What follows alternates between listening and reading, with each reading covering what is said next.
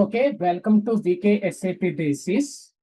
So ఈ రోజు మనం ఏం చేస్తున్నామంటే మనము ఎస్ఏపి బేసిస్ ఇంప్లిమెంటేషన్ ప్రాజెక్ట్స్ అనేది స్టార్ట్ చేస్తున్నాము. మనం ఏం చేస్తున్నామంటే ఎస్ఏపి బేసిస్ ఇంప్లిమెంటేషన్ ప్రాజెక్ట్స్ అనే కోర్స్ ని స్టార్ట్ చేస్తున్నాము. ఎస్ఏపి బేసిస్ ఇంప్లిమెంటేషన్ ప్రాజెక్ట్స్ ఈ కోర్స్ ని మనం ఈ రోజు స్టార్ట్ చేస్తున్నాం తెలుగులో. సో ఈ కోర్స్ లో మనకి చాలా ప్రాజెక్ట్స్ ఉన్నాయి.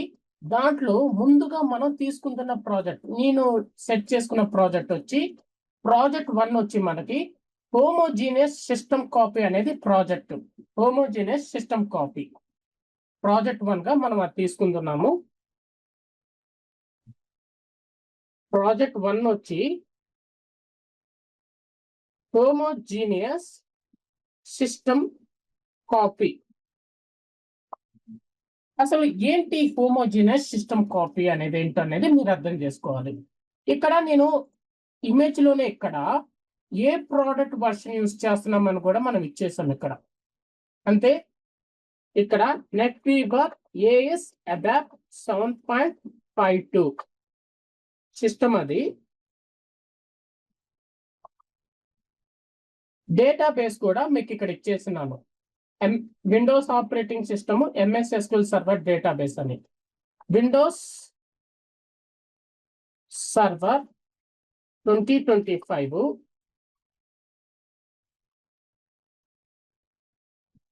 డేటాబేస్ వచ్చి ఎంఎస్ ఎస్క్యూఎల్ సర్వర్ 2022. సో ఇప్పుడు ఏంటంటే అసలు ఏంటి హోమోజీనియస్ సిస్టమ్ కాపీ? చాలా మంది నన్ను అడిగారు, సిస్టమ్ కాపీ అన్నా మైగ్రేషన్ అన్నా రెండు ఒకటే. సిస్టమ్ కాపీ అన్నా మైగ్రేషన్ అన్నా రెండు ఒకటే, అది తెలుసుకోండి. సో మైగ్రేషన్ అని పిలుస్తారు, సిస్టమ్ కాపీ అని పిలుస్తారు, రెండు ఒకటే. ఇప్పుడు హోమోజీనియస్ సిస్టమ్ కాపీ అంటే అర్థం ఏంటంటే, ఇప్పుడు నేను ప్రజెంట్ ఒక సిస్టమ్ లో లాగిన్ అవుతున్నాను. ఇదిగోండి ఇక్కడ నేను సోర్స్ సిస్టమ్ అని ఉంది, టార్గెట్ సిస్టమ్ అని రెండు సిస్టమ్లు ఇక్కడ నా VMware వర్క్ స్టేషన్ లోపల. ఇదిగోండి నా VMware వర్క్ స్టేషన్ లోపల ఇది ఒక ఆపరేటింగ్ సిస్టమ్, అంటే ఇది ఒక ఎస్ఏపి సిస్టమ్. ఇదిగోండి ఇది సోర్స్ సిస్టమ్ అని పెట్టాను. ఇంకో టార్గెట్ సిస్టమ్ అని ఇంకో ఆపరేటింగ్ సిస్టమ్ కూడా ఉంది నా VMware వర్క్ స్టేషన్ లోపల. ఇప్పుడు రెండు ఆపరేటింగ్ సిస్టమ్స్ ఉన్నాయి చూడండి. ఇప్పుడు ఈ సోర్స్ సిస్టమ్ గురించి వివరిద్దాం. ఈ సోర్స్ సిస్టమ్ అనేది ఏంటనేది ఇప్పుడు చూద్దాం. సో సోర్స్ సిస్టమ్ లో ఇదిగోండి, సోర్స్ సిస్టమ్ లో ఈ ప్రోడక్ట్ వర్షన్ ఇన్స్టాల్ చేసినాము. ఈ ఆపరేటింగ్ సిస్టమ్ డేటాబేస్ ఇది ఉంది సోర్స్ సిస్టమ్ లో. ప్రజెంట్ సోర్స్ సిస్టమ్ లో అది ఉంది. అంటే హోమోజీనియస్ సిస్టమ్ కాపీ అంటే అర్థం ఏంటంటే, మనం సిస్టమ్ కాపీ చేస్తున్నాం. అంటే కంపెనీలో సిస్టమ్ కాపీ అంటే ఏంటంటే, ఒక సిస్టమ్ లో ఉన్న డేటాను తీసుకుని పోయి ఇంకో సిస్టమ్ లోకి కాపీ చేసి ఆ సిస్టమ్ లో మూవ్ చేయటమే. ఫర్ ఎగ్జాంపుల్ చెప్తాను చూడండి. నేను ఇప్పుడు మొబైలే తీసుకోండి, మొబైలే ఉంది. ఇప్పుడు ఒక ఆఫర్ వస్తుంది ఏదో ఒక, సరే ఇప్పుడు iPhone 16 యూజ్ చేస్తున్నారు అనుకోండి, iPhone 17 కొన్నారు. ఏం చేస్తారు, iPhone 16 మీ మొబైల్ ని ఎక్స్చేంజ్ పెట్టేశారు. అంటే మొబైల్ iPhone 17 కొనేటప్పుడు ఎక్స్చేంజ్ పెట్టేశారు iPhone 16. అప్పుడు మీరు ఏం చేస్తారు, iPhone 16 లో ఏదైతే డేటా ఉందో అదంతా మీరు iPhone 17 లో కాపీ చేసే ఇస్తారు కదా. అంటే iPhone 16 లో ఉన్న డేటానంతా iPhone 17 లోకి మీరు కాపీ చేస్తున్నారు. అలాగే ఇక్కడ కూడా కంపెనీలో ఒక సర్వర్ లో ఉన్న డేటానంతా తీసుకుని పోయి ఇంకో సర్వర్ లో కాపీ చేసి ఆ సర్వర్ లో యూజ్ చేస్తారు. అంటే ఇప్పుడు ఒక సిస్టమ్ ఫర్ ఎగ్జాంపుల్ తీసుకుందాం. ఒక్క నిమిషం, నాకు ఇక్కడ హ్యాంగ్ అయింది. ఫర్ ఎగ్జాంపుల్ ఇదిగోండి, సోర్స్ సిస్టమ్ లో ఏదైతే డేటా ఉందో ఆ డేటా అంతా తీసుకుని పోయి టార్గెట్ సిస్టమ్ లోకి కాపీ చేస్తున్నాం. అంటే తర్వాత నాకు ఈ సిస్టమ్ తో పని లేదు, ఈ సిస్టమ్ లో మెయింటైన్ చేస్తాను. అంటే ఈ సిస్టమ్ లో సోర్స్ సిస్టమ్ లో డేటా ఉంది, టార్గెట్ అనేది న్యూ సిస్టమ్, అందులో డేటా లేదు, ఏం లేదు, ఎస్ఏపి సిస్టమ్ లేదు, ఏం లేదు. సోర్స్ సిస్టమ్ లో ఉన్న డేటానంతా నేను తీసుకుని పోయి టార్గెట్ అనే సిస్టమ్ లోకి నేను పంపిస్తే ఈ టార్గెట్ సిస్టమ్ లో నేను ఆ డేటాని నేను మెయింటైన్ చేసుకుంటాను. అంతే, ఇంకా నాకు సోర్స్ సిస్టమ్ తో పని ఉండదు. సో దాన్నే సిస్టమ్ కాపీ అంటారు. ఇందులో హోమోజీనియస్ సిస్టమ్ కాపీ అంటే అర్థం ఏంటంటే, ఇక్కడ మనం సోర్స్ సిస్టమ్ లో ఏం ఆపరేటింగ్ సిస్టమ్ యూజ్ చేస్తున్నాం, సోర్స్ సిస్టమ్ లో MS SQL server database, Windows operating system use చేస్తున్నాము. డేటాబేస్ ఆపరేటింగ్ సిస్టమ్ రెండు మార్చకుండా, అంటే టార్గెట్ సిస్టమ్ లో కూడా అదే database MS SQL server database use చేయాలి, అదే ఆపరేటింగ్ సిస్టమ్ విండోస్ ఆపరేటింగ్ సిస్టమే యూజ్ చేయాలి. అప్పుడు హోమోజీనియస్ సిస్టమ్ కాపీ అంటారు. అంటే డేటాబేస్ ఆపరేటింగ్ సిస్టమ్ రెండింటిని మూవ్ చేయకూడదు. ఇదిగోండి ఇప్పుడు నేను సిస్టమ్ రన్నింగ్ లో ఉంది. ఇదిగోండి నేను ఇప్పుడు లాగిన్ అవుతున్నాను, ఎస్ఏపి సిస్టమ్ లో లాగిన్ అవుతున్నాను. ఫర్ ఎగ్జాంపుల్ మీరు ఇది ఒక కంపెనీలో ఒక 2 సంవత్సరాల నుంచి ఈ సర్వర్ లో యూజర్స్ అందరు లాగిన్ అయ్యి బిజినెస్ డెవలప్ చేస్తున్నారు అనుకోండి. ఇదిగోండి నేను ఇప్పుడు లాగిన్ అయ్యి మీకు డీటెయిల్స్ చూపిస్తున్నాను. సోర్స్ సిస్టమ్ యొక్క మీకు డీటెయిల్స్ చూపిస్తున్నాను నేను లాగిన్ అయ్యి.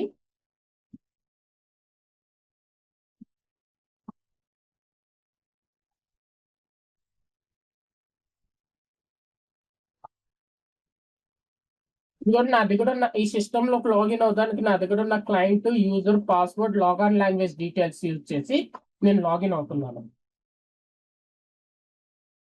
సో ఇప్పుడు ఇక్కడ మనము మన సిస్టమ్ యొక్క డీటెయిల్స్ మనం చూడాలంటే ఇక్కడ సిస్టమ్ ఉంది కదా, ఈ సిస్టమ్ ని క్లిక్ చేసి ఇక్కడ స్టేటస్ అని ఉంటుంది, ఈ స్టేటస్ ని క్లిక్ చేయాలి. ఇక్కడ మనం చూడొచ్చు ఏ క్లయింట్ లో మనం లాగిన్ అయ్యాము, ఏ యూజరు, అతను లాగిన్ లాంగ్వేజ్ ఏంటి, ఏ టైంకి లాగిన్ అయ్యాడు. సో ఈ డీటెయిల్స్ ఇక్కడ చూడొచ్చు. అలాగే ఇదిగోండి ఏ ప్రోడక్ట్ వర్షన్ డీటెయిల్స్ చూడొచ్చు. అలాగే యూనిక్ కోడ్ సిస్టమ్ ఎస్ అని ఉంది, అంటే ఇది యూనిక్ కోడ్ సిస్టమే. ఇక్కడ లైసెన్స్ ఎక్స్పైర్ డేట్ కూడా మనం చూడొచ్చు. అలాగే ఆపరేటింగ్ సిస్టమ్ డీటెయిల్స్ కూడా ఇక్కడ చూడొచ్చు, విండోస్ ఆపరేటింగ్ సిస్టమ్. అలాగే డేటాబేస్ డీటెయిల్స్ కూడా ఇక్కడ చూడొచ్చు, ఎంఎస్ ఎస్క్యూఎల్ సర్వర్.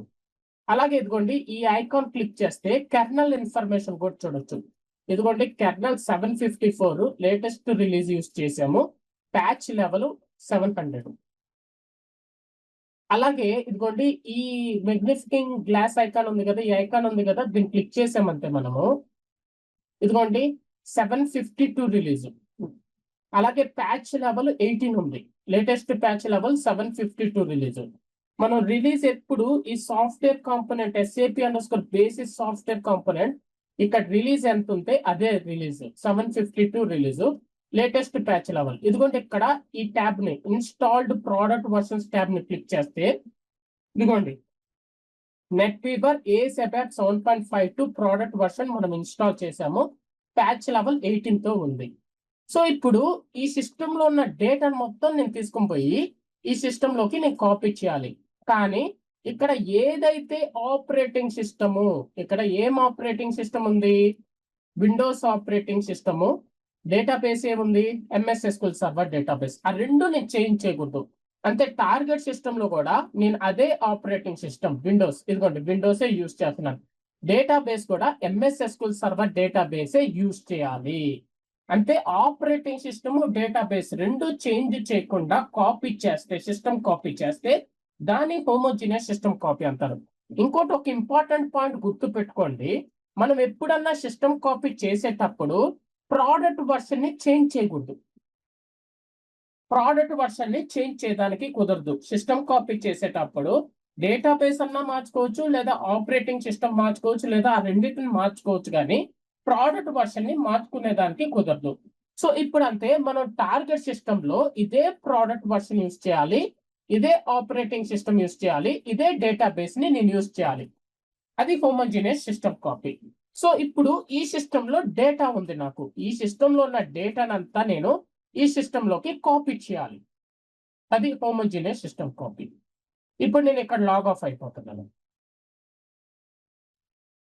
ఓకే, ఇప్పుడు టార్గెట్ సిస్టమ్, ఇప్పుడు సోర్స్ సిస్టమ్ లోనే మనకు పని.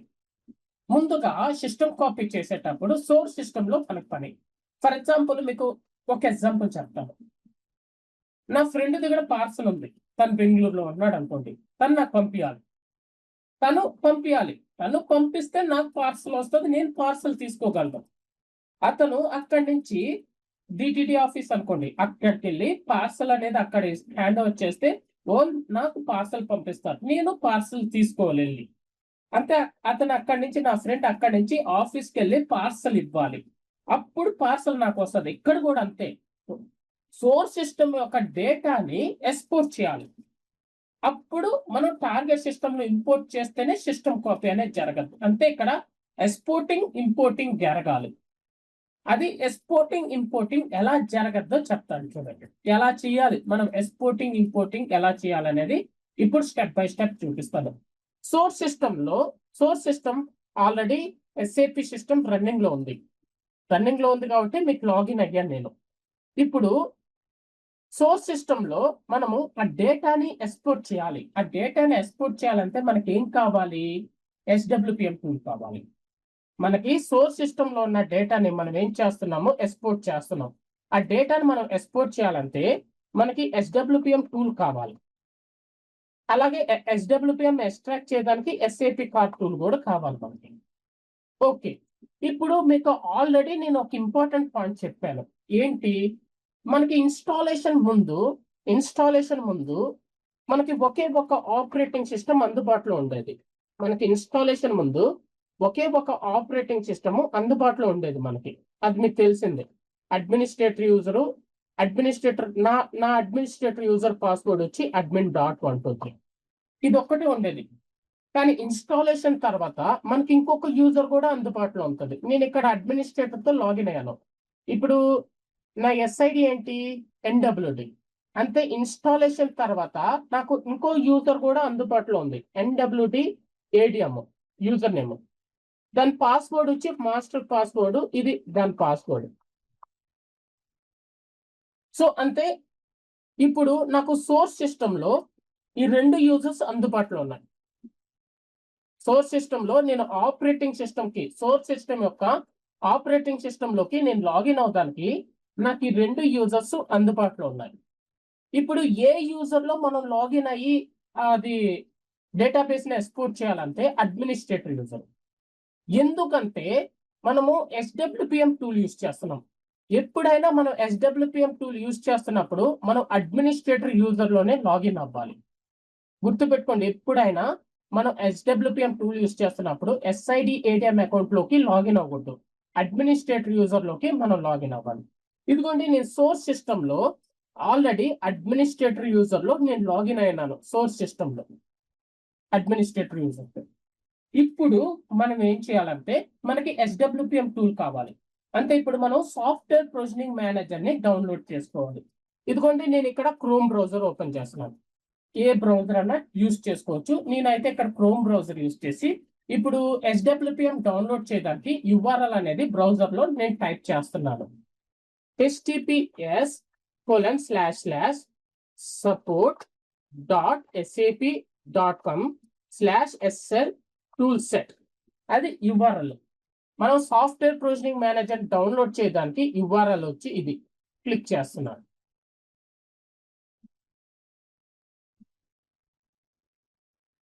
ఇదిగోండి, ఇక్కడ మనము యాక్సెప్ట్ ఆల్ అనేది క్లిక్ చేయాలి. మనం ఇప్పుడు మనం స్క్రోల్ డౌన్ చేసి లాస్ట్ కి స్క్రోల్ డౌన్ చేసి ఇదిగోండి, ఇక్కడ మనకి డౌన్లోడ్ సాఫ్ట్వేర్ ప్రొవిజనింగ్ మేనేజర్ అని ఉంది కదా, దీన్ని క్లిక్ చేయాలి.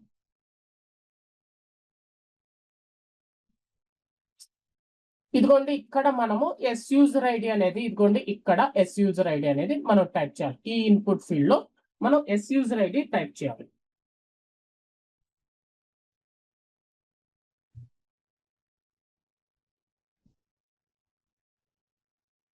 టైప్ చేశాక స్క్రోల్ డౌన్ చేసి కంటిన్యూ క్లిక్ చేయాలి.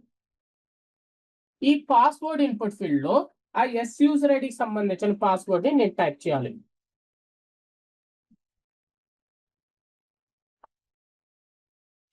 చేశాక స్క్రోల్ డౌన్ చేసి కంటిన్యూ క్లిక్ చేయాలి. ఇక్కడ నో థ్యాంక్స్ క్లిక్ చేస్తున్నాను.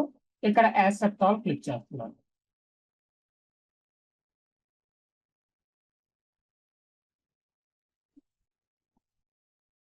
ఇక్కడ సాఫ్ట్వేర్ ప్రొవిజనింగ్ మేనేజర్ 1.0 క్లిక్ చేయాలి. సాఫ్ట్వేర్ ప్రొవిజనింగ్ మేనేజర్ 1.0 ని క్లిక్ చేసి ఈ SWPM టూల్ మీరు డౌన్లోడ్ చేసేటప్పుడు ఎప్పుడైనా గుర్తుపెట్టుకోండి. ఇదిగోండి, ఇక్కడ మనకి డ్రాప్ డౌన్ బాక్స్ ఉంటుంది. ఇది క్లిక్ చేస్తే ప్రతి ఆపరేటింగ్ సిస్టమ్ కి ఈ SWPM సాఫ్ట్వేర్ సపరేట్ ఉంటుంది. అంటే విండోస్ ఆపరేటింగ్ సిస్టమ్ ఫైల్ వేరు, లైనక్స్ ఆపరేటింగ్ సిస్టమ్ ఫైల్ వేరు. మన ఆపరేటింగ్ సిస్టమ్ ఏంటి? విండోస్. ఆల్రెడీ విండోస్ సెలెక్ట్ చేసినది. ఇందులో ఈ ఫైల్ ని డౌన్లోడ్ చేసుకోవాలి. swpm.sar ఉంది కదా, ఇది క్లిక్ చేసి ఆ ఫైల్ ని మనం డౌన్లోడ్ చేసుకోవాలి. ఎందుకు మనము సాఫ్ట్వేర్ ప్రొవిజనింగ్ మేనేజర్ 1.0కి వెళ్ళి ఎందుకు ఇదే ఫైల్ ని మనం డౌన్లోడ్ చేస్తున్నాం? ఇక్కడ డౌన్లోడ్ స్టార్ట్ అయింది. ఎందుకంటే మనం ఏదైతే నెట్వీవర్ ACE ABAP 7.52 ప్రోడక్ట్ వర్షన్ ఉంది కదా, ఆ ఆప్షన్ దీని లోపల ఉంటుంది.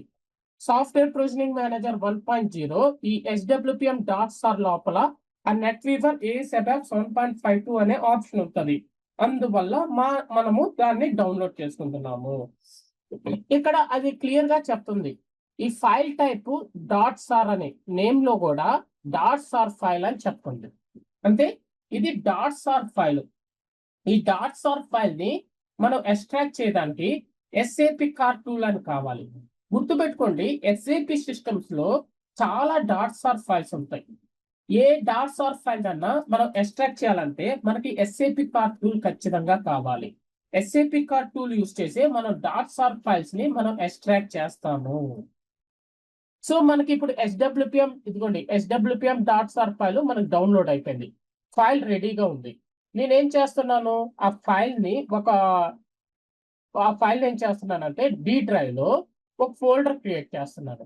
డి డ్రైవ్ లో ఇదిగోండి swpm అనే ఒక నేమ్ ఇచ్చి ఒక ఫోల్డర్ క్రియేట్ చేసి ఆ ఫోల్డర్ లో ఆ ఫైల్ ని కాపీ చేస్తున్నాను.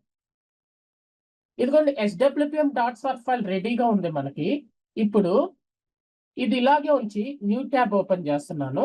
న్యూ ట్యాబ్ ఓపెన్ చేసి ఇప్పుడు మనకి SAP CAR టూల్ కావాలి కదా, ఆ SAP CAR టూల్ ని ఎలా డౌన్లోడ్ చేయాలో మీకు స్టెప్ బై స్టెప్ చూపిస్తాను. https://me.sap.com/software-center అనే URL ని టైప్ చేయాలి. సో ఈ URL ని క్లిక్ చేయాలి.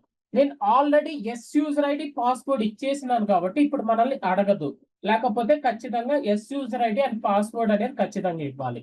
సో ఇక్కడ మనకి పైన 3 ట్యాబ్స్ ఉన్నాయి. ఇన్స్టాలేషన్ అండ్ అప్గ్రేడ్స్ ట్యాబ్ అని ఒక tab, support packages and patches అనేది ఒక ట్యాబ్, ఇంకో డేటాబేసెస్ ట్యాబ్ అని ఉంది. ఇక్కడ మనము support packages and patches tab ని క్లిక్ చేయాలి. క్లిక్ చేసి ఇక్కడ బై కేటగిరీని క్లిక్ చేయాలి. స్క్రోల్ డౌన్ చేయాలి.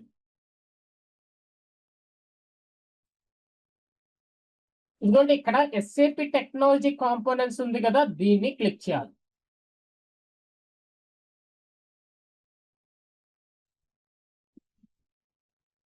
ఇదిగోండి SAP CAR ఉంది కదా, దీన్ని క్లిక్ చేయాలి.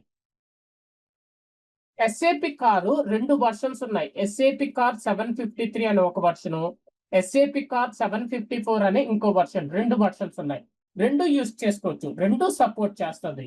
కానీ ఈ ట్రైనింగ్ లో నేను ఏంటంటే latest one SAP CAR 754 use చేస్తున్నాను. ఇక్కడ SAP CAR 754 ని క్లిక్ చేస్తున్నాను. సో ఇది ఈ ఫైల్ కేవలం మనకి విండోస్ ఆపరేటింగ్ సిస్టమ్ లోనే అందుబాటులో ఉంది. అంతే, ఈ ఫైల్ ని కేవలం మనం విండోస్ ఆపరేటింగ్ సిస్టమ్ లోనే యూజ్ చేయగలము. ఇదిగోండి ఈ ఫైల్ ని క్లిక్ చేసి మనం డౌన్లోడ్ చేసుకోవాలి. SAP CAR.exe అని చెప్తుంది. .exe ఫైల్ డౌన్లోడ్ అయిపోయింది. ఈ ఫైల్ కూడా నేను తీసుకుని పోయి swpm ఉన్న ఫోల్డర్ లో కాపీ చేస్తున్నాను.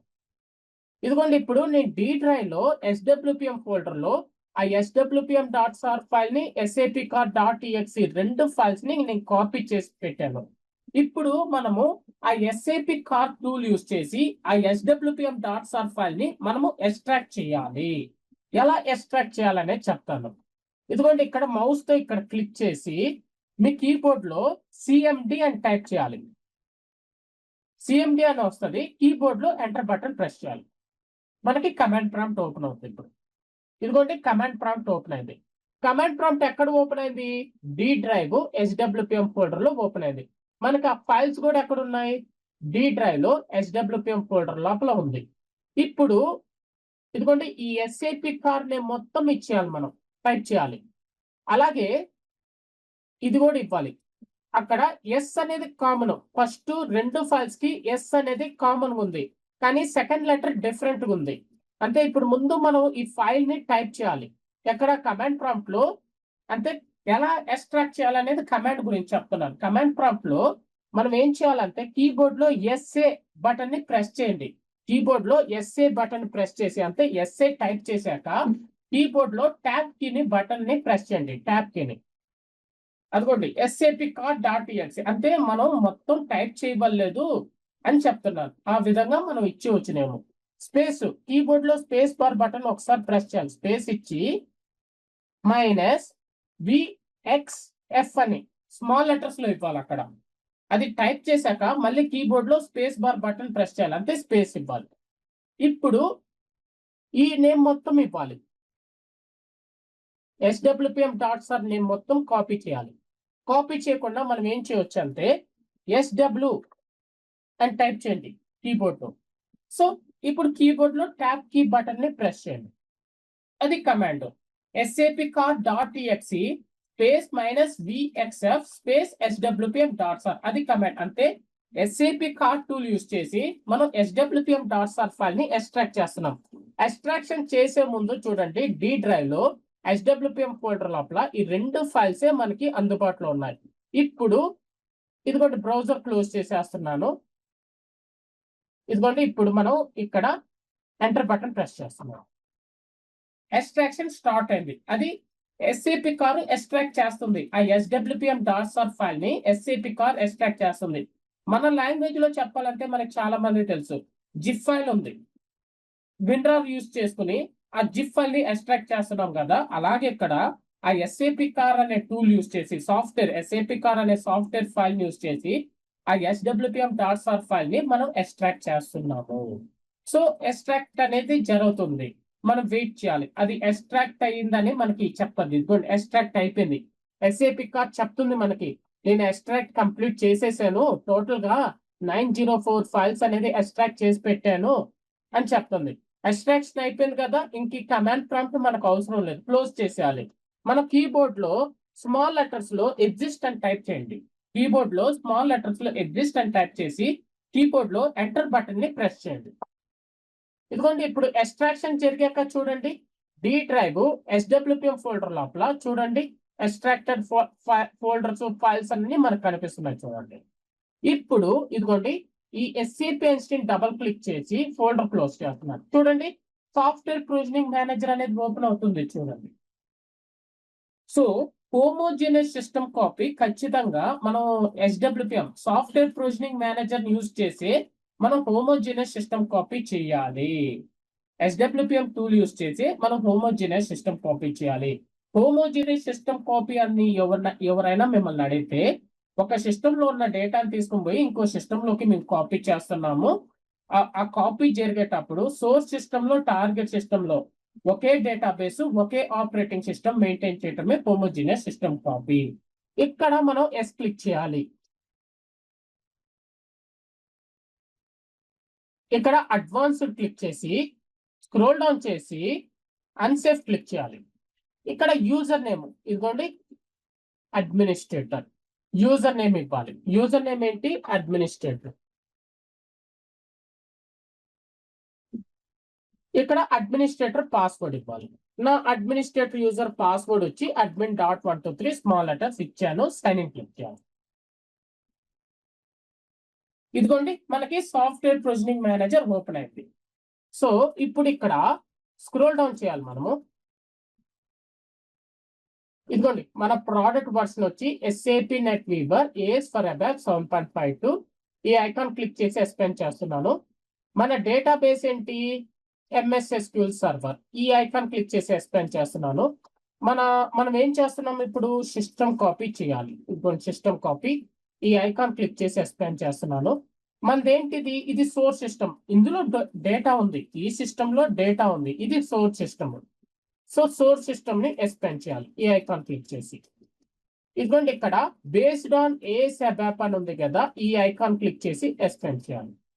ఇప్పుడు ఇక్కడ మనకి ఏంటి ఇక్కడ ఎక్స్పోర్ట్ చేస్తున్నారు. మీరు ఏం చేస్తున్నారు? SAP NetWeaver AS for ABAP 7.52 ని అప్లికేషన్ సర్వర్ ABAP ని ఎక్స్పోర్ట్ చేస్తున్నారు. ఎక్స్పోర్ట్ చేసేటప్పుడు ఇక్కడ ఎక్స్పోర్ట్ ప్రిపరేషన్ అనే ఒక ఆప్షన్ ఉంది. Export preparation. ఇక్కడ క్లియర్ గా చెప్పేశాడు ఏమని, ఆప్షనల్ అంటున్నాడు. ఈ ఎక్స్పోర్ట్ ప్రిపరేషన్ అనే ఆప్షనల్, ఈ ఆప్షన్ వచ్చి ఆప్షనల్ అంటున్నాడు. ఆప్షనల్ అంటే అర్థం ఏంటంటే ఇది మీరు సిస్టమ్ కాపీ చేయాలంటే ఇది మ్యాండేటరీ కాదు. ఇది చేసినా చెయ్యకపోయినా మీరు సిస్టమ్ కాపీ చెయ్యగలరు. అది ఆప్షనల్ అన్నాడు. అంటే ఖచ్చితంగా సిస్టమ్ కాపీ చేయాలంటే ఖచ్చితంగా ఎక్స్పోర్ట్ ప్రిపరేషన్ అనే ఆప్షన్ ని మీరు ఖచ్చితంగా చెయ్యాలని రూల్ లేదు. అది చెయ్యకపోయినా సిస్టమ్ కాపీ అనేది మనం చెయ్యొచ్చు. ఎక్స్పోర్ట్ ప్రిపరేషన్ అనేది ఏముండదు, జస్ట్ అ సింపుల్ స్టెప్. ఇక్కడ మనం చేయాల్సిన అవసరం లేదు. ఇంకోటి నెక్స్ట్ ఏంటంటే టేబుల్ స్ప్లిట్టింగ్ ప్రిపరేషన్. ఇది కూడా ఆప్షనల్. ఈ టేబుల్ స్ప్లిట్టింగ్ ప్రిపరేషన్ అంటే ఏంటంటే యాక్చువల్ గా మనం ఇంపోర్ట్ చేస్తుంటాం కదా డేటాని, టార్గెట్ సిస్టమ్ లో ఇంపోర్ట్ చేసినప్పుడు స్మాల్ టేబుల్స్ తొందరగా కాపీ అయిపోతాయి. ముందు కాపీ అయ్యేది కూడా స్మాల్ టేబుల్స్ తొందరగా కాపీ అయిపోద్ది. లార్జ్ టేబుల్స్ ఉంటాయి కదా అవి టైం తీసుకుంటాయి. మనం ఆ టైం ని డిక్రీజ్ చేయాలి. అంటే డౌన్ టైం ని డిక్రీజ్ చేయాలంటే ఏం చేయాలంటే, సో డౌన్ టైం డిక్రీజ్ చేయాలంటే ఆ లార్జ్ టేబుల్స్ ని స్ప్లిట్ చేసి చాలా స్మాల్ టేబుల్స్ గా చేసేయాలి. అంటే ఇక్కడ ఎక్స్పోర్ట్ జరుగుతుంది కదా, ఎక్స్పోర్ట్ జరిగేటప్పుడు ఇది డౌన్ టైమ్ లో ఉంటది. ఈ సోర్స్ సిస్టమ్ డౌన్ టైమ్ లో ఉంటది ఎక్స్పోర్ట్ జరిగేటప్పుడు. అంటే యూజర్స్ లాగిన్ అయ్యి వాళ్ళు వర్క్ చేయకూడదు. ఈ సిస్టమ్ లో ఎప్పుడైతే ఎక్స్పోర్ట్ చేస్తామో ఆ టైంలో యూజర్స్ లాగిన్ అయ్యి వర్క్ చేయకూడదు. అప్పుడు ఏంటంటే డౌన్ టైమ్ లో ఉంటది. ఆ డౌన్ టైమ్ ని మనం తగ్గించాలి. డౌన్ టైం తగ్గించాలంటే ఏం చేస్తారంటే ఏవైతే లార్జ్ టేబుల్స్ ఉన్నాయో ఆ లార్జ్ టేబుల్స్ అన్ని చాలా స్మాల్ టేబుల్స్ గా స్ప్లిట్ చేస్తారు. అది ఎవరు బేసిస్ పర్సన్ చేయడు. కంపెనీలో బేసిస్ అడ్మినిస్ట్రేటర్ చేయడు. డేటాబేస్ టీమ్ ఉంటుంది. ఆ డేటాబేస్ టీమే ఎన్ని స్మాల్ టేబుల్స్ ఉన్నాయి, ఎన్ని లార్జ్ టేబుల్స్ ఉన్నాయి చెక్ చేసి ఆ లార్జ్ టేబుల్స్ ని స్మాల్ టేబుల్స్ గా స్ప్లిట్ చేసి ఒక ఫైల్ అనేది మనకి ఇస్తారు. సో ఇప్పుడు ఈ ట్రైనింగ్ లో ఏంటంటే మనది పర్సనల్ సిస్టమ్. ఈ సిస్టమ్ లో మనకి ఎలాంటి బిజినెస్ డేటా లేదు. అందువల్ల మనం ఆ టేబుల్ స్ప్లిట్టింగ్ అనేది మనం చేయలేము. అలాగే కంపెనీలో కూడా కంపల్సరిగా మ్యాండేటరీగా టేబుల్ స్ప్లిట్టింగ్ ప్రిపరేషన్ చేస్తారనేది రూల్ లేదు. చేస్తే చేయొచ్చు, లేకపోతే చేయరు, రూల్ ఏం లేదు. ఇంకా ఫైనల్ గా డేటాబేస్ ఇన్స్టాన్స్ ఎక్స్పోర్ట్, ఇది ఖచ్చితంగా చేయాలి.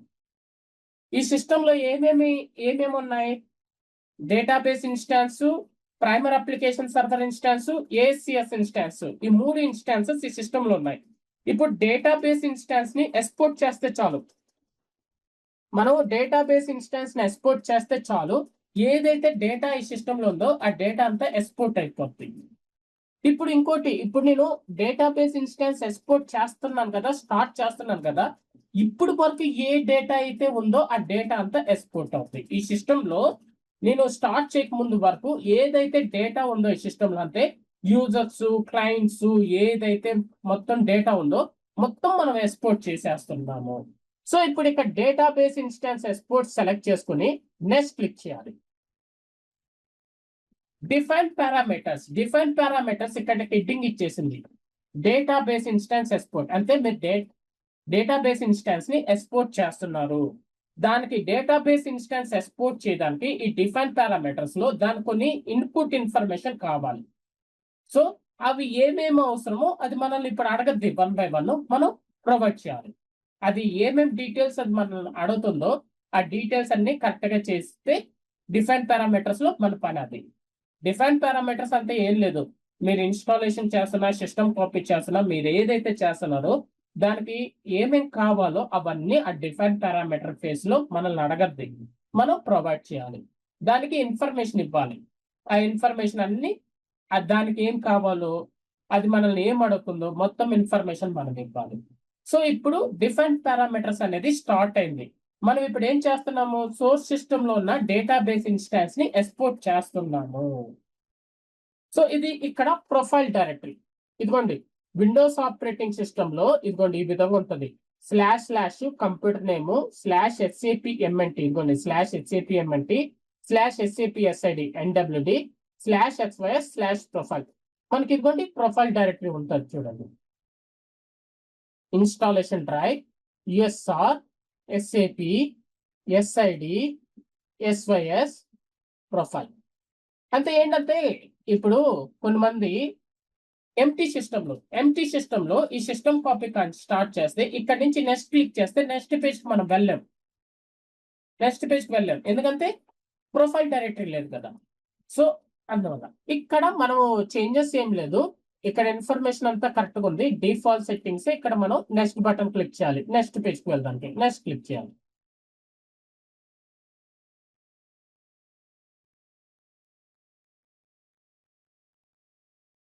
ఇక్కడ ఎన్డబ్ల్యూడి ఏడిఎం యూజర్ యొక్క పాస్వర్డ్ ఇవ్వండి అని అడుగుతుంది. ఎన్డబ్ల్యూడి ఎస్ఐడి ఏడిఎం యూజర్ పాస్వర్డ్ మీకు ఆల్రెడీ ఇదిగోండి, నా సిస్టమ్ యొక్క ఎస్ఐడి ఏడిఎం యూజర్ పాస్వర్డ్ ఇదని మీకు ఆల్రెడీ చెప్పినాను. ఇదే మాస్టర్ పాస్వర్డ్, ఇది మాస్టర్ పాస్వర్డ్, నా సిస్టమ్ యొక్క మాస్టర్ పాస్వర్డ్. ఇప్పుడు ఆ పాస్వర్డ్ అనేది నేను ఇవ్వాలి. ఇదిగోండి పాస్వర్డ్ ఇచ్చాను, నెక్స్ట్ క్లిక్ చేస్తాను. అది ఇప్పుడు నేను ఇచ్చిన పాస్వర్డ్ కరెక్టా కాదా చెక్ చేస్తుంది. కరెక్ట్ అయితే నెక్స్ట్ పేజ్ చూపిస్తుంది, రాంగ్ అయితే అది చెప్పద్ది. నువ్వు ఇచ్చిన పాస్వర్డ్ రాంగ్ పాస్వర్డ్, నాకు కరెక్ట్ పాస్వర్డ్ ఇవ్వని చెప్పద్ది. కరెక్ట్ పాస్వర్డ్ అయితే నెక్స్ట్ పేజ్. ఇదిగోండి ఇప్పుడు మనల్ని అడుగుతుంది, క్వశ్చన్ అడుగుతుంది, మీ డేటాబేస్ ఐడి, మనం డేటాబేస్ ఐడి అని పిలవచ్చు, డేటాబేస్ ఐడి అని పిలవచ్చు, లేదా డిబిఎస్ఐడి అని పిలవచ్చు. ఎన్డబ్ల్యూడి అయినా కరెక్టా కాదా అని మనం క్వశ్చన్ వేస్తుంది. కరెక్ట్, నెక్స్ట్ క్లిక్ చేస్తాను.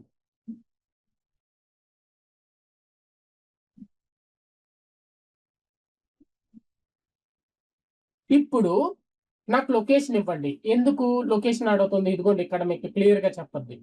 A dump of the database schema belonging to the system is stored in the export location provided. ఏమని చెప్తుంది? ఈ ఎస్ఏపి సిస్టమ్ సంబంధించిన డేటాబేస్ స్కీమాని డంప్ అంటే ఒక కాపీ తీసుకుని పోయి మీరు ఏదైతే లొకేషన్ ఇస్తున్నారో అక్కడ కాపీ చేసి పెడతాను అంటుంది.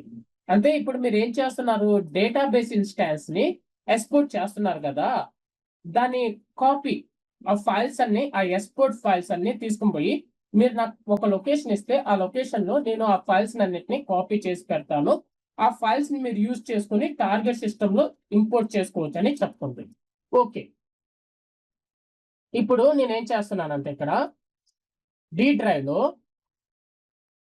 ఒక ఫోల్డర్ క్రియేట్ చేస్తున్నాను. డి డ్రైవ్ లో ఒక ఫోల్డర్ క్రియేట్ చేసి ఆ ఫోల్డర్ నేమ్ ఎక్స్పోర్ట్ అని ఇచ్చాను. ఓకే, ఇప్పుడు ఇక్కడ బ్రౌజ్ క్లిక్ చేసి డి డ్రైవ్ ఎక్స్పోర్ట్ అనే ఫోల్డర్ ఇస్తున్నాను. ఓకే, అంటే ఇప్పుడు ఈ డేటాబేస్ ఇన్స్టాన్స్ ని ఎక్స్పోర్ట్ చేస్తున్నాను కదా, ఆ ఫైల్స్ అన్ని ఈ లొకేషన్ లో సేవ్ అవుతాయి. ఏం ఫైల్స్ అవి? డేటాబేస్ స్కీమా కాపీ చేస్తుంది, dummy files, database schema copy. So అలాగే ఇక్కడ మాన్యువల్లీ స్టాప్ ఎస్ఏపి సిస్టమ్ అని ఉంది కదా, ఈ ఆప్షన్ డీసెలెక్ట్ చేసుకోవాలి. ఇది సెలెక్ట్ లో ఉంటే ఏమవుతుందంటే ఇది డేటాబేస్ ఇన్స్టాన్స్ ఎక్స్పోర్ట్ చేసే ముందు మనల్ని అడగద్ది. డేటాబేస్ ఇన్స్టాన్స్ ఎక్స్పోర్ట్ చేసే ముందు మీ ఎస్ఏపి సిస్టమ్ రన్నింగ్ లో ఉంది, ఇదిగోండి డేటాబేస్ ఇన్స్టాన్స్ ఎక్స్పోర్ట్ చేసే ముందు మీ ఎస్ఏపి సిస్టమ్ రన్నింగ్ లో ఉంది. సో ముందు మీరు మీ ఎస్ఏపి సిస్టమ్ ని స్టాప్ చేస్తేనే నేను డేటాబేస్ ఇన్స్టాన్స్ ని ఎక్స్పోర్ట్ చేస్తానని అడగద్ది. అదే ఇక్కడ డీసెలెక్ట్ చేసేసామనుకోండి, ఇది రన్నింగ్ లో ఉన్నా మనల్ని అడగదు. మన ఎస్ఏపి సిస్టమ్ రన్నింగ్ లో ఉన్నా అది ఎక్స్పోర్ట్ చేసేస్తుంది. కంపెనీలో ఎప్పుడు గుర్తు పెట్టుకోండి, కంపెనీలో ఈ ఆప్షన్ డీసెలెక్ట్ లో చేసుకుంటారు. ఎస్ఏపి సిస్టమ్ రన్నింగ్ లో ఉంటుంది, ఎక్స్పోర్ట్ చేసేస్తారు. సో అదే ఇక్కడ ఉంటుంది, ఇదిగోండి if you select manually stop SAP system and your SAP system is running.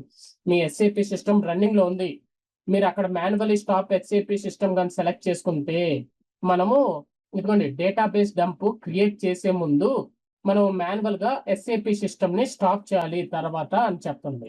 అదే ఇక్కడ డీసెలెక్ట్ చేసుకుంటే మనం స్టాప్ చేయాల్సిన అవసరం లేదు. సో ఇప్పుడు నెక్స్ట్ క్లిక్ చేయాలి. ఇక్కడ జస్ట్ లొకేషన్ ఇచ్చేసి ఎక్కడ డేటాబేస్ డంప్ కాపీ అవ్వాలనే లొకేషన్ ఇచ్చేసి ఇది డీసెలెక్ట్ చేసేసుకుని నెక్స్ట్ క్లిక్ చేయాలి.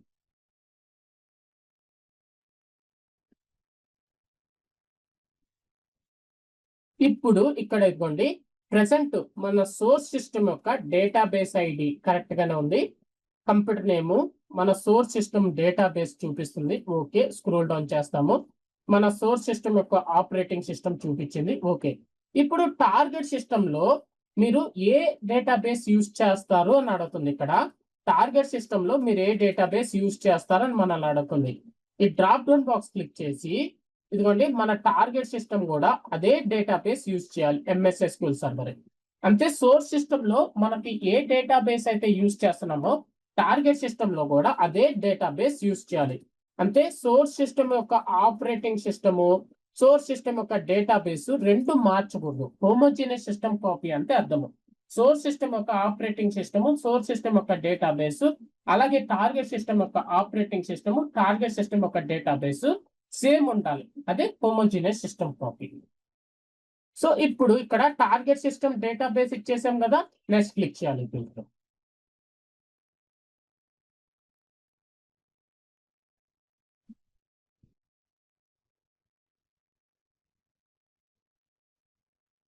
ఇప్పుడు ఇక్కడ ఈ SQL ఫైల్ అనేది అడుగుతుంది.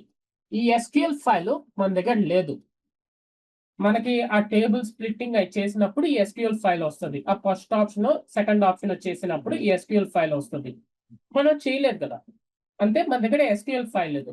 ఇప్పుడు ఈ SQL ఫైల్ లేకుండా మనం నెక్స్ట్ పేజ్ కి వెళ్ళాలంటే సెకండ్ ఆప్షన్ సెలెక్ట్ చేసుకోవాలి. ఇక్కడ మనం సెకండ్ ఆప్షన్ కానీ సెలెక్ట్ చేసుకుంటే ఇక్కడ మనం ఈ SQL ఫైల్ ఇవ్వాల్సిన అవసరం లేదు. ఇప్పుడు మనం ఇక్కడ ఈ సెకండ్ ఆప్షన్ సెలెక్ట్ చేసుకుందాం. ఎందుకంటే మన దగ్గర SQL ఫైల్ లేదు కాబట్టి SQL ఫైల్ ఇవ్వకుండా మనం నెక్స్ట్ పేజ్ కి వెళ్ళాలి కాబట్టి మనం సెకండ్ ఆప్షన్ సెలెక్ట్ చేసుకున్నాం. ఇప్పుడు ఇక్కడ మనం నెక్స్ట్ క్లిక్ చేయాలి.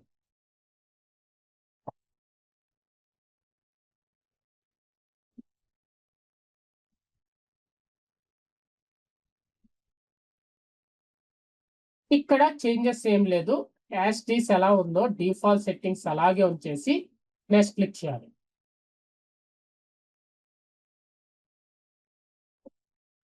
ఇక్కడ కూడా మనం చేంజెస్ ఏం చేయలేదు, యాజ్ ఇట్ ఈస్ ఎలా ఉందో అలాగే ఉంచేసి డిఫాల్ట్ సెట్టింగ్స్ నెక్స్ట్ క్లిక్ చేయాలి. సో ఇక్కడ కూడా మనం చేంజెస్ ఏం చేయకూడదు, డిఫాల్ట్ సెట్టింగ్స్ ఎలా ఉందో అలాగే ఉంచేసి as it is next click చేయాలి.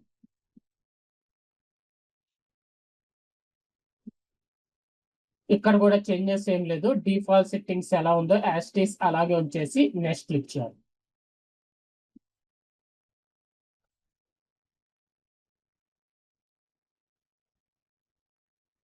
సో ఇది ఫైనల్ స్టెప్, డిఫైన్ పారామీటర్స్ లో ఫైనల్ స్టెప్ ఇది. ఇప్పుడు నెక్స్ట్ క్లిక్ చేయాలి.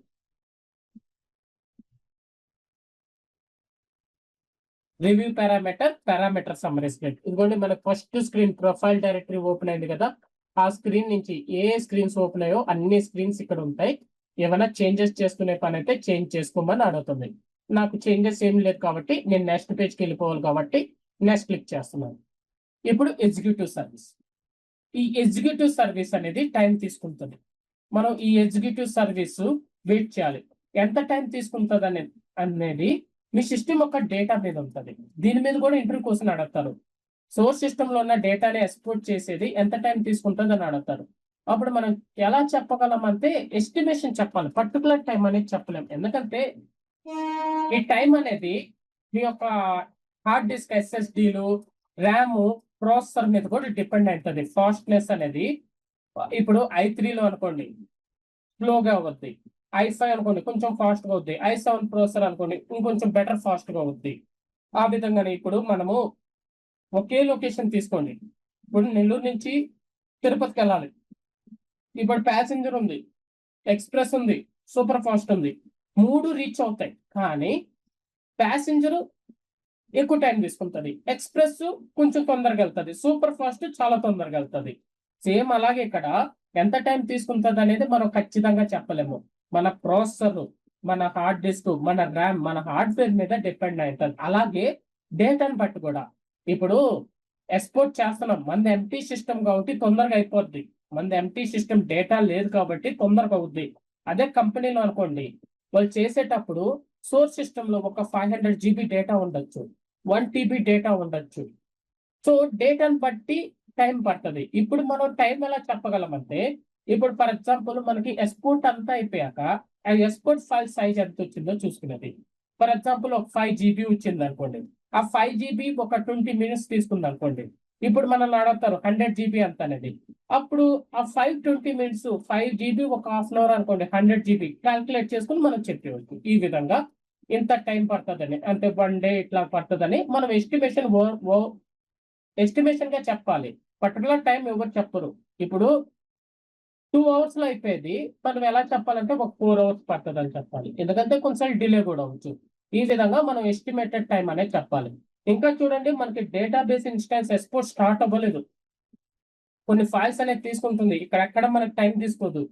ఇదిగోండి 61%, 81 వచ్చింది కదా, ఇక్కడ ఎక్కడ మనకి టైం తీసుకోదు. ఇప్పుడు మనకి డేటాబేస్ ఇన్స్టాన్స్ ఎక్స్పోర్ట్ అనేది స్టార్ట్ అవుతుంది. ఇదిగోండి డేటాబేస్ ఇన్స్టాన్స్ ఎక్స్పోర్ట్ స్టార్ట్ అయింది. టోటల్ ఎన్ని ఫైల్స్ ఉన్నాయి ఇక్కడ ఎక్స్పోర్టింగ్? టోటల్ 30 ఉన్నాయి. ఒకేసారి 4 రన్ అవుతున్నాయి. 24 వెయిటింగ్. కంప్లీటెడ్ 2 కంప్లీట్ అయిపోయింది, 2 కంప్లీట్ అయిపోయింది. 30లో 2 కంప్లీట్ అయింది, 24 వెయిటింగ్ ఉన్నాయి, 4 రన్నింగ్ లో ఉన్నాయి. ఇదిగోండి ఆ 30 కంప్లీట్ అయితే మనకు 100% సక్సెస్ మెసేజ్ అనేది వస్తుంది. ఇక్కడ ఫెయిల్ అవ్వకూడదు. సో మనకి అన్ని తొందరగా అవుతాయి. ఆ 29, 30 దగ్గర టైం తీసుకుంటుంది. ఇక్కడ డేటాబేస్ ఇన్స్టెన్స్ ఎక్స్పోర్ట్ జరుగుతుంది. అదే ఇందాక నేను అక్కడ మాన్యువల్లీ స్టాప్ ఎస్ఏపి సిస్టమ్ కానీ సెలెక్ట్ చేసుకోండి, ఈ 30 జరగక ముందు మనల్ని అడగద్ది, పాప ఎర్రర్ మెసేజ్ వస్తుంది, ఒక స్టాప్ అవుద్ది. ఈ ప్రాసెస్ అంతా స్టాప్ అయ్యి మీ ఎస్ఏపి సిస్టమ్ రన్నింగ్ ఉంది, మాన్యువల్ గా మీరు స్టాప్ చేయండి అనేది మనకు ఒక మెసేజ్ వస్తుంది. సో నేను అక్కడ డీసెలెక్ట్ చేశాను కాబట్టి నాకు ఆ మెసేజ్ ఏం రాలేదు, నన్ను అడగలేదు స్టాప్ చేయమని. డైరెక్ట్ గా డేటాబేస్ ఇన్స్టెన్స్ ఎక్స్పోర్ట్ అనేది స్టార్ట్ అయిపోయింది. సో ఇది మనకి సక్సెస్ మెసేజ్ వచ్చేదాకా వెయిట్ చేయాలి. సో నేనైతే ఇప్పుడు ఇక్కడ వెయిట్ చేస్తున్నాను. సక్సెస్ మెసేజ్ వచ్చేదాకా మనం ఏం చేయలేము, మనం వెయిట్ చేయాలి.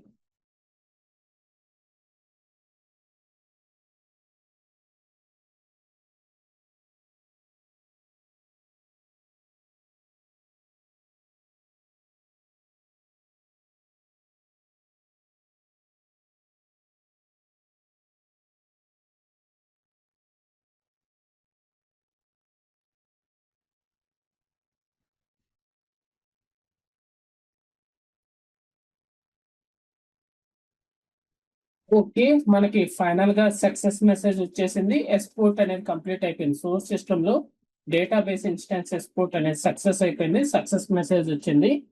ఓకే క్లిక్ చేయాలి.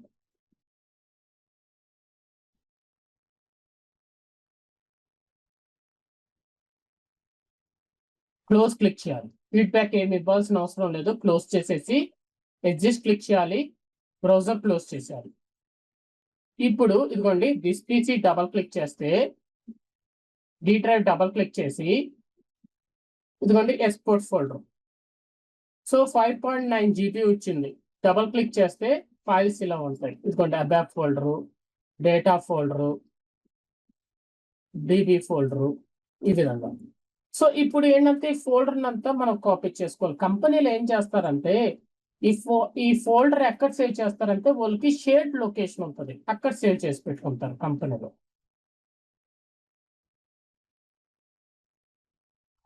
ఇదిగోండి ఆ ఫోల్డర్ ఎక్స్పోర్ట్ ఫోల్డర్ నేను సేవ్ చేసుకుంటాను.